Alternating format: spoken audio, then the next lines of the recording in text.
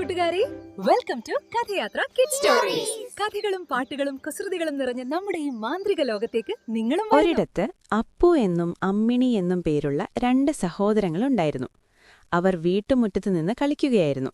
അവർക്ക് ഏറ്റവും ഇഷ്ടമുള്ള കൂട്ടുകാരിയായിരുന്നു അവരുടെ വീട്ടിലെ കാത്തു എന്ന പൂച്ചക്കുട്ടി. വെളുത്ത നിറവും തലയിലൊരു ചെറിയ ചുവന്ന ബോയും കെട്ടിയ കാത്തു വളരെ മിടുക്കിയായിരുന്നു. അപ്പുവും അമ്മിണിയും കളിക്കുമ്പോൾ ഒരു ചെടിയുടെ പുറകിൽ ഒളിച്ചുനിന്ന് മ്യാവു വിളിച്ചുകൊണ്ട് അവരുടെ അടുത്തേക്ക് ചാടി വന്ന് സ്നേഹത്തോടെ വാലാട്ടി നിൽക്കുകയായിരുന്നു കാത്തു. അടുക്കളയിൽ അമ്മ പാല് തിളപ്പിക്കുന്ന മണമടിച്ചപ്പോൾ കാത്തു മെല്ലെ അടുക്കളയിലേക്ക് പോയി. അമ്മ അടുക്കളയിൽ പാല് തിളപ്പിച്ചു വെച്ച് പുറത്തേക്ക് പോയി. ആ സമയത്താണ് കാത്തു അവിടെ എത്തിയത്. പാലിന്റെ മണം കിട്ടിയതും കാത്തുവിന് കൊതിയായി. പതുക്കെ അടുക്കളയിൽ കേറി നോക്കിയപ്പോൾ വലിയൊരു പാത്രത്തിൽ നിറയെ പാല്. കാത്തു വിചാരിച്ചു, ആരും കാണുന്നില്ലല്ലോ, ഒരു സ്വൽപ്പം കുടിച്ചാലെന്താ? അവൾ പാത്രത്തിനടുത്തേക്ക് നീങ്ങിയതും പെട്ടെന്നൊരു കുഞ്ഞനെലി അങ്ങോട്ട് വന്നു.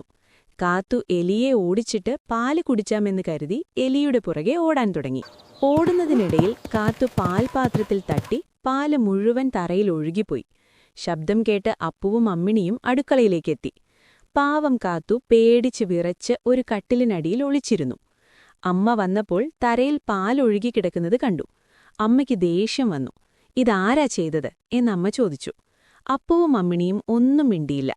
അവർക്ക് കാത്തുവിനെ ശിക്ഷിക്കുന്നത് ഇഷ്ടമല്ലായിരുന്നു. പക്ഷെ കാത്തുവിനു മനസ്താപം തോന്നി. അവൾ പതുക്കെ അമ്മയുടെ കാലിന് ചുവട്ടിൽ വന്ന് മ്യാവൂ മ്യാവൂ എന്ന് കരഞ്ഞു. താൻ ചെയ്ത തെറ്റ് ഏറ്റുപറയുന്നതുപോലെയായിരുന്നു അത്.